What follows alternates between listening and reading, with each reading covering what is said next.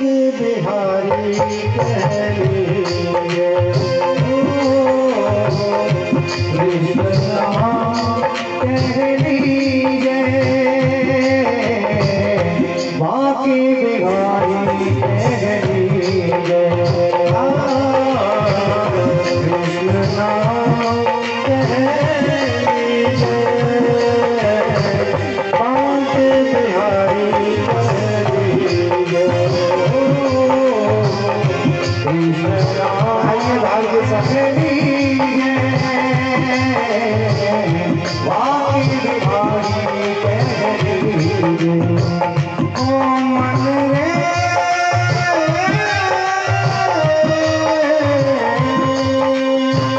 कृष्ण कह लीजिए रमण बिहारी कह लीजिए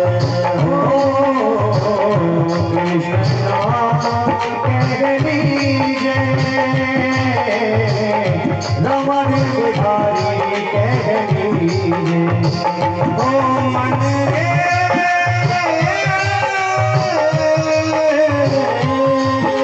कृष्ण कह लीजिए बांके बिहारी कह लीजिए कृष्ण कह लीजिए रमण बिहारी कह लीजिए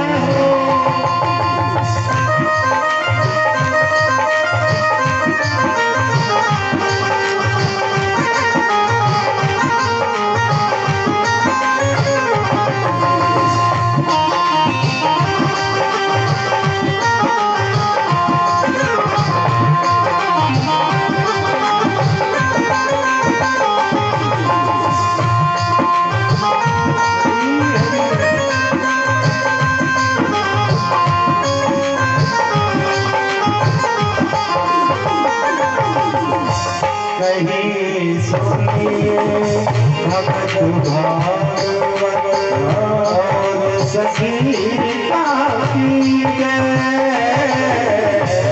कहीं सुनिए और भागवत और सखी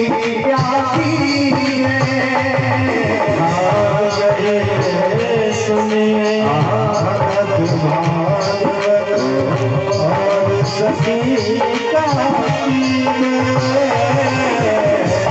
कभी सुनिए और भागवत और सखी हो मन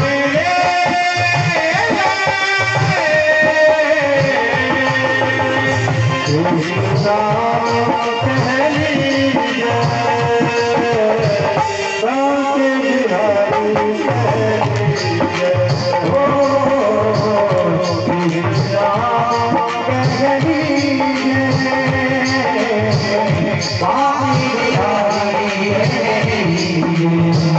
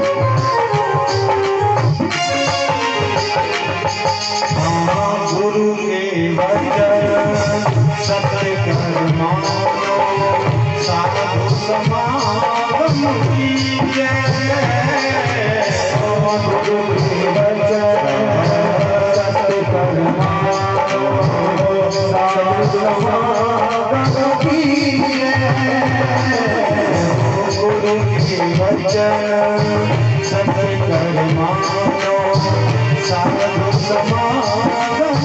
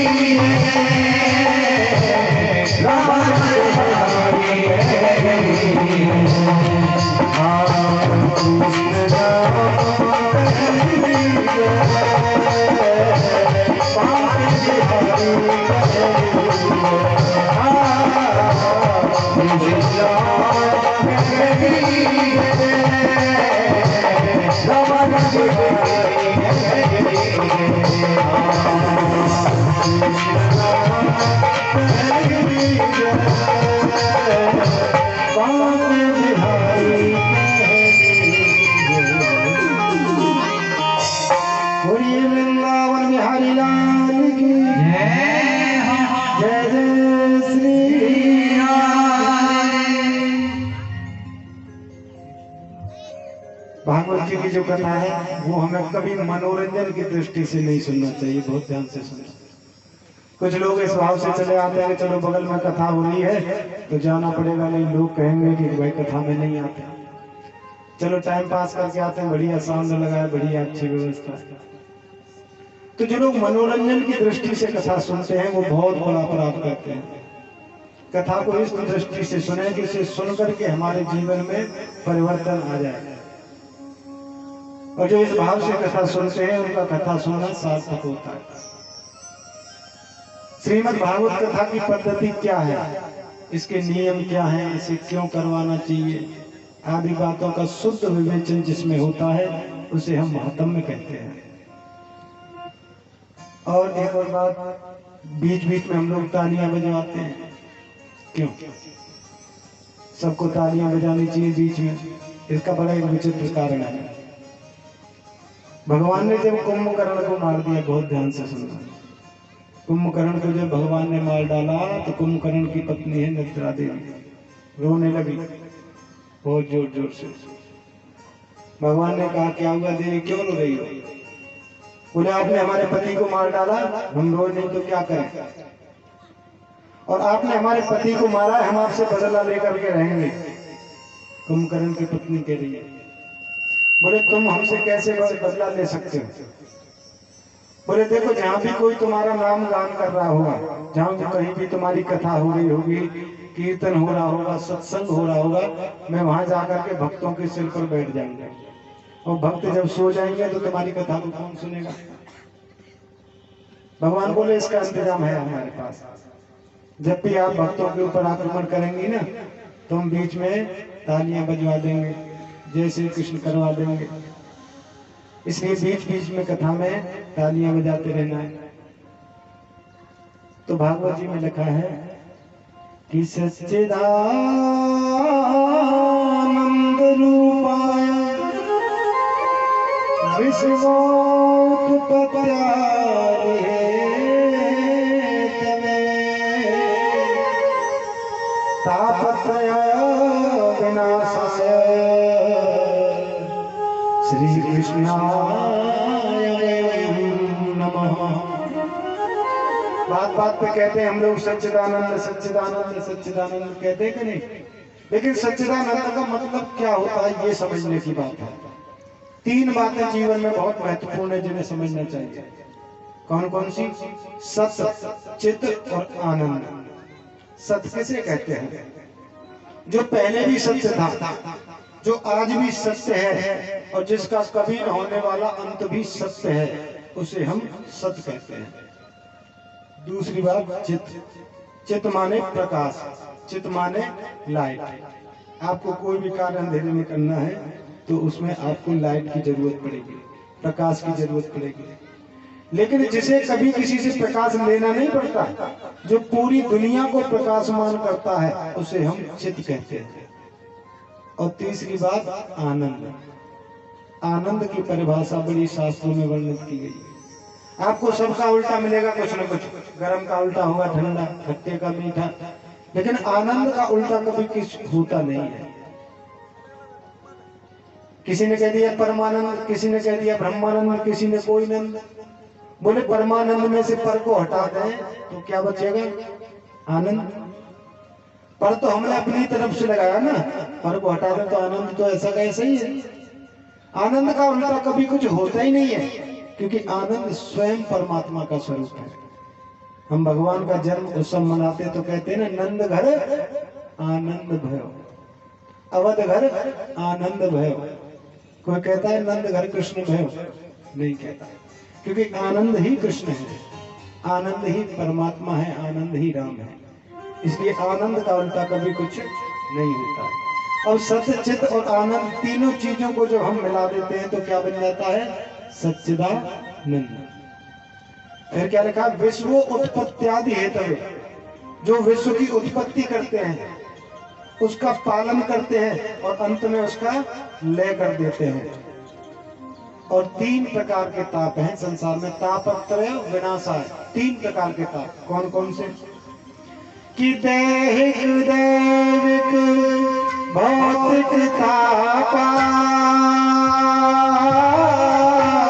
राम राज्य काहू नहीं आपा।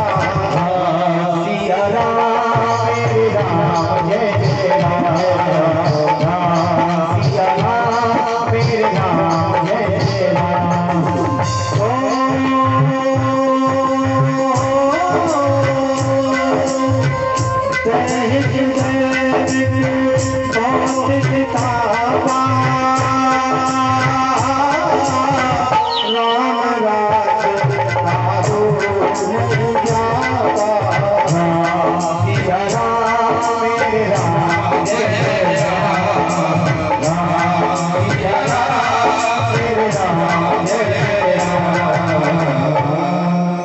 तीन प्रकार के ताप कौन कौन से? दैहिक, दैविक और भौतिक। और ऐसे तीनों प्रकार के तापों को नष्ट करने का जिसमें सामर्थ्य है, तापत्रय विनाशाय, तीनों प्रकार के तापों को नष्ट करने का जिनमें सामर्थ्य है, ऐसे भगवान कृष्ण को मैं नहीं, आप भी नहीं, हम सब मिलकर के वयम नमः, हम सब मिलकर के नमस्कार करते हैं। एक भी व्यक्ति ऐसा आप नहीं बता सकते संसार में जो ये पूर्ण रूप से कह दे कि मैं सुखी हूँ। कोई है ऐसा व्यक्ति जो पूर्ण रूप से सुखी हो? इस पूरे संसार में कोई व्यक्ति एक ऐसा नहीं जो ये कहते कि मैं पूर्ण सुखी हूँ। कि कोई तन दुखी, कोई मन दुखी, कि कोई तन दुखी, कोई मन दुखी, और कोई धन बिन रहते उदास, थोड़े थोड़े सब दुखी, तो सुखी राम जी की दास। कोई तन से दुखी है, किसी का शरीर बीमारियों से भरा पड़ा है, कोई मन से दुखी है, सब तरह की सुविधाएं हैं लेकिन मन में संतुष्टि नहीं है। और कोई धन धन रहते दास, किसी के पास खाने वालों की लाइन लगी हुई है लेकिन खिलाने के लिए कोई व्यवस्था नहीं है। सबसे ज्यादा सुखी कौन है? जो परमात्मा का चिंतन करता है, परमात्मा का भजन करता है, वही सबसे बड़ा धनवान है। कि कबीरा सब जग निर्धना, कि कबीरा सब जग निर्धना, और धनवंता नहीं कोई, धनवंता सोहि जानिए, जप नाम धन।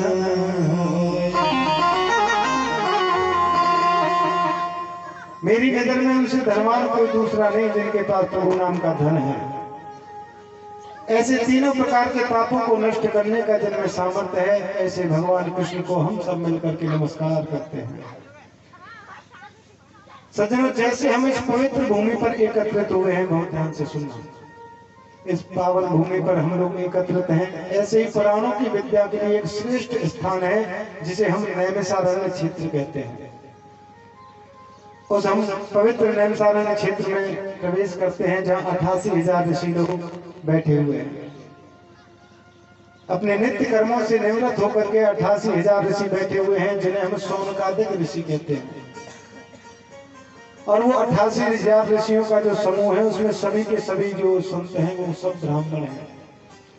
सबके सब जो ऋषि हैं वो सब शतगृहस्थ ऋषि हैं, शादीशुदा हैं सब। और उनमें ऐसे ऐसे ऋषि हैं कि न जाने कितनी बार उनके जीवन में इंद्र बदल चुका है। ऐसी लंबी लंबी उम्र के संत बैठे हुए हैं। और उन परम संतों की मंडली के मध्य परम युवा संत, जिनकी उम्र मात्र 20-22 वर्ष है, आदरणीय सूत जी महाराज का आगमन हुआ। और जब 88,000 ऋषियों ने सूत जी को आते हुए देखा, तो वो 88,000 ऋषि सभी अपने अपने स्थान से खड़े हो गए। सूत जी ने हाथ जोड़कर कहा, हे ऋषियों, आप इतना सम्मान मुझे दे रहे हैं, ये तो ठीक नहीं है। आप तो हमसे उम्र में भी बड़े हैं, हर चीज में बड़े हैं।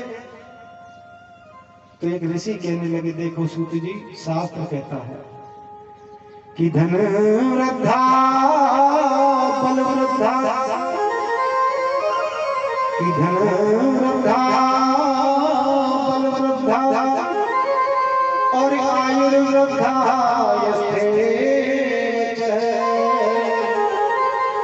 ते सर्वे अपनी ज्ञान वृद्धा किंगिरा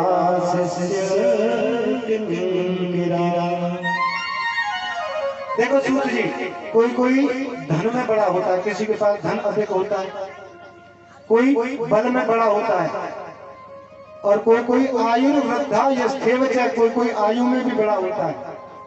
लेकिन सूत जी, सबसे बड़ा कौन होता है पता है? ते सर्वे अपि ज्ञान वृद्धा, जो ज्ञान में बड़ा होता है वही सबसे बड़ा होता है।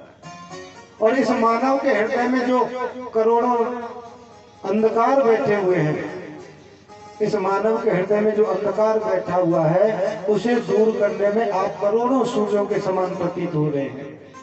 तो कृपया करके आप हमें कोई ऐसी कथा सुनाएं जिसे सुनकर के हमें कृष्ण की प्राप्ति हो जाए, भगवान की प्राप्ति हो जाए। देखिए, आप संतों के पास कभी जाएं तो वहां जाकर के संसार के प्रश्न नहीं करने चाहिए। वहां जाकर के संतों से ये नहीं पूछना चाहिए कि हमारे लाला की नौकरी लगेगी कि नहीं लगेगी। वहां जाकर के ये मत पूछिए कि हमारे बेटे की शादी होगी कि नहीं होगी। संतों के पास ये जाकर मत पूछिए कि हमारी बहू को बेटा होगा कि नहीं बेटा होगा। संतों के पास जाकर प्रश्न करना है तो एक ही प्रश्न करना है, क्या? कृष्णम प्राप्ति कर्म तत्स्वाधनम तत्वाधना, कि हमें कृष्ण के चरणों की प्राप्ति, परमात्मा के चरणों की प्राप्ति कैसे होगी, केवल यही प्रश्न करना है। फालतू के प्रश्न नहीं करने चाहिए, क्योंकि कहते हैं संत का क्षण और अन्न का कण कभी बर्बाद नहीं करना चाहिए। आज सूत जी ने कहा, हे ऋषियों, ये आपका बड़प्पन है, आप इतना सम्मान मुझे दे रहे हैं।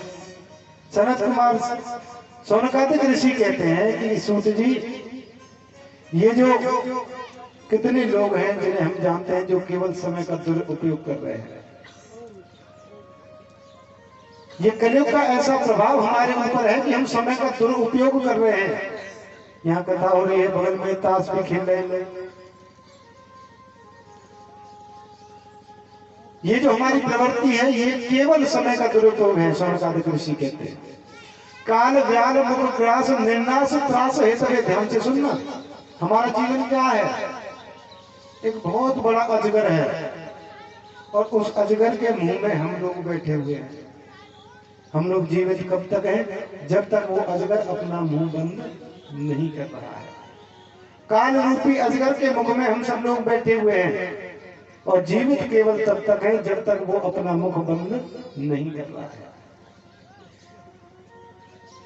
हम अभी आपको कथा सुना रहे हैं, एक सेकंड बाद आपको कथा सुना पाए इस बात की गारंटी नहीं है। हम केवल समय का दुरुपयोग कर रहे हैं और कुछ नहीं कर रहे हैं, क्योंकि समय का पता नहीं है कि कब हमारा जाना हो जाए। हम लोग चिंता बहुत करते हैं और चिंतन बहुत कम करते हैं, ये सबसे बड़ी समस्या है। क्योंकि चिंता तो संसार की जाती है और चिंतन परमात्मा का किया जाता है। हम लोग चिंता बहुत करते हैं। रात को 9 बजे एसी चलाकर सो रहे सेठ जी, और सोते सोते विचार कर रहे हैं वो बगल में जो जमीन पड़ी है उसे खरीदना है कल। मन ने कहा क्या करोगे जमीन खरीद कर? बोले जब जमीन खरीदूंगा तो मेरा नाम बड़े बड़े उद्योगपतियों में आ जाएगा। बोले अच्छा फिर? बोले फिर मेरा जो लड़का है ना, पड़े पड़े सोच रहे एसी चल रहा है, पंखा चल रहा है ऊपर से, मेरा लड़का है, मैं उसकी शादी करूंगा धूमधाम से। ऐसी चिंता करते करते सो गए, और सुबह पता चला तो लड़का तो नौकरानी को लेकर के भाग गया। रात को चिंता की है कि लड़के की शादी करनी है, जमीन खरीदनी है, फैक्ट्री लगानी है, पूरी रात इसी चिंता में निकल गई। और सुबह क्या हुआ, लड़का नौकरानी को लेकर के फरार हो गया।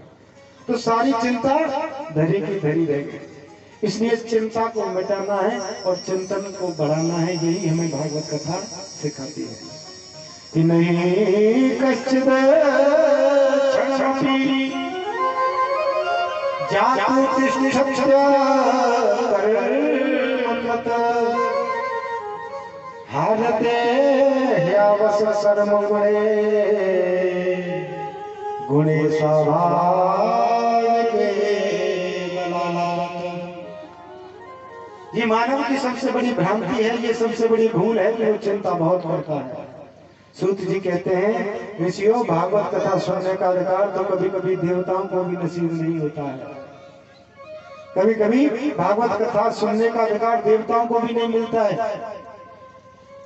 एक बार देवताओं को पता चला कि राजा परीक्षित को सुखदेव स्वामी कथा सुना रहे हैं, तो देवता लोग आए, क्या लेकर के? स्वर्ग से अमृत का कलश लेकर के आए। बहुत ध्यान से सुना कि एवं विनिमय जाते सुधा राजा प्रपीतया पास्यामो वयं सर्वे श्रीमद्भागवतामृतम्। देवताओं ने कहा सुखदेव स्वामी से, हे सुखदेव स्वामी, ये जो स्वर्ग का अमृत है ना, इसका पान आप कर लीजिए, और ये भागवत कथा रूपी जो अमृत है इसका पान हमको करा दीजिए।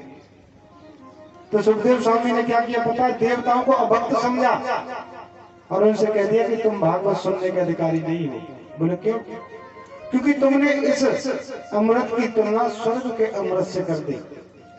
स्वर्ग का अमृत पीकर व्यक्ति को गिरना पड़ता, बार बार जन्म लेना पड़ता, पुनरपि जननम पुनरपि मरणम पुनरपि जननी जठरे शयनम, बार बार आवागमन का चक्र रहता है। लेकिन इस अमृत का पान जो करता है उसका आवागमन का चक्र हमेशा के लिए छूट जाता है। इसलिए देवताओं को भागवत अमृत का पान नहीं कराया गया।